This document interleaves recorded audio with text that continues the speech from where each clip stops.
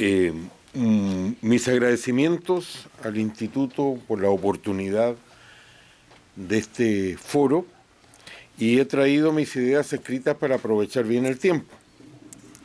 A falta de una sola definición, generalmente se acepta que el crimen organizado configura una actividad o emprendimiento delictivo y llevado a cabo por grupos y organizaciones con diferentes grados y niveles de mando, articulados en torno a beneficios económicos de una actividad delictiva.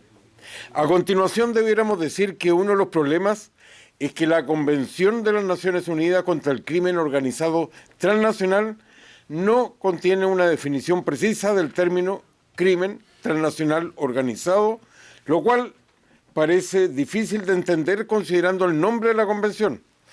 La verdad es que se pensó así para permitir una aplicación a los nuevos tipos de delitos que aparecen, pero la solución no ha sido buena, ya que incluso no incluye una lista de los tipos de delitos que podrían constituirlo, lo que habría servido de orientación para quienes usan este instrumento. Posee una definición en el artículo 2 para grupo criminal organizado, con características similares a la que nos ilustraba el profesor Gamarra.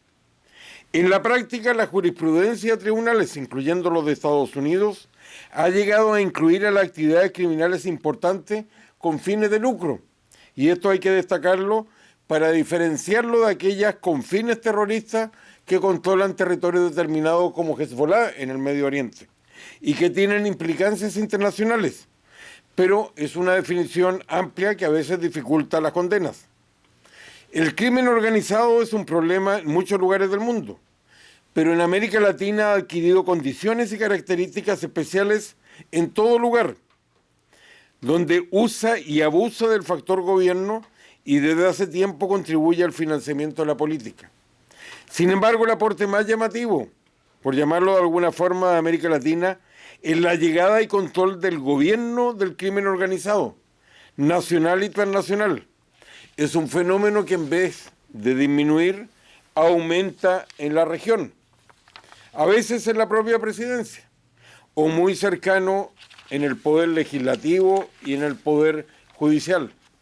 Es un fenómeno de hondas consecuencias para la vida social y para las instituciones democráticas. Es corrupción institucionalizada y tiene al menos en la región dos consecuencias de la mayor gravedad. En la parte internacional, la adopción de etiquetas como la del castrochavismo en la forma, comillas, socialismo del siglo XXI, ha llevado una solidaridad a veces casi automática, como lo demuestra, por ejemplo, Europa. Y lo que necesita es que al crimen organizado se le quite para siempre el rótulo de político para que solo aparezca el de rótulo de delictivo. Y en lo nacional, una realidad que no nos gusta, que es el uso de recursos estatales que ha creado también una especie de acuerdo tácito entre gobernantes y sectores de votantes, para gobernantes populistas, pero también para el crimen organizado, votantes a los cuales no le importa el robo de recursos públicos en la medida que les siga llegando dinero en la forma de algún plan o beneficio social. Sin duda que le produce daño a la democracia y en la forma actualizada del viejo delito de compra de votos y debiera ser tratado como tal. Además, se ha agregado un nuevo peligro, que es el quiebre nacional. La plurinacionalidad, tal como quedó estampado en el proyecto, felizmente rechazado en Chile, hubiera significado un desgajamiento y la división del país en 11 autonomías.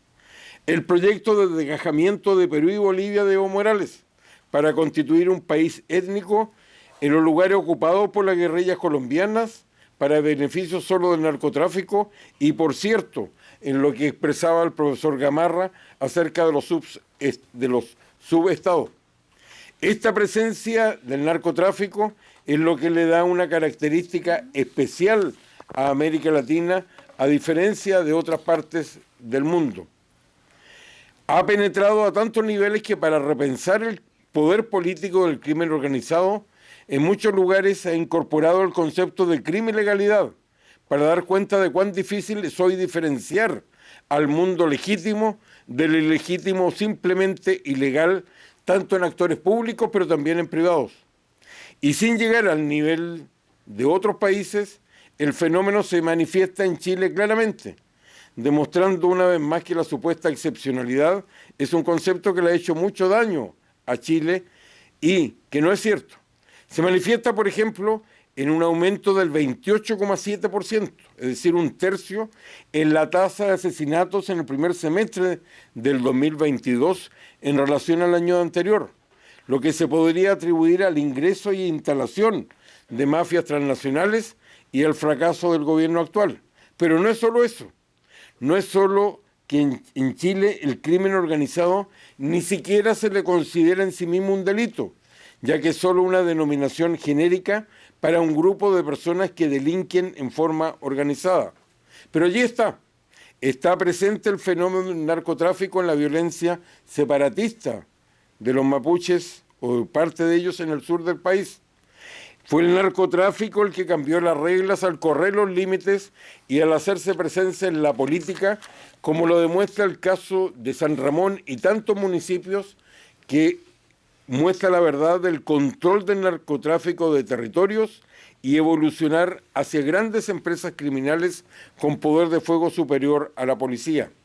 Lo que hay de común en la región es la incapacidad del conjunto de la clase política para asumir una política pública en materia de seguridad, lo que le da al crimen organizado la oportunidad que necesita para expandir su actividad y reemplazar al Estado en despliegue territorial y hasta en servicios, incorporando socios y aliados gracias a la impunidad y la ineptitud. Ahora, ¿qué instrumentos tienen a mano las democracias antes que sea demasiado tarde? 3.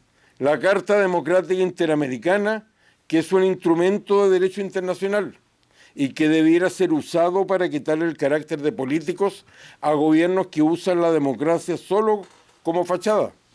La Convención de Palermo contra el crimen organizado y la Corte Penal Internacional cuando son además violadores sistemáticos de derechos humanos, como es el caso de Venezuela, y por eso, muchas gracias, con esto termino, causa tanto malestar la última decisión del gobierno de Estados Unidos.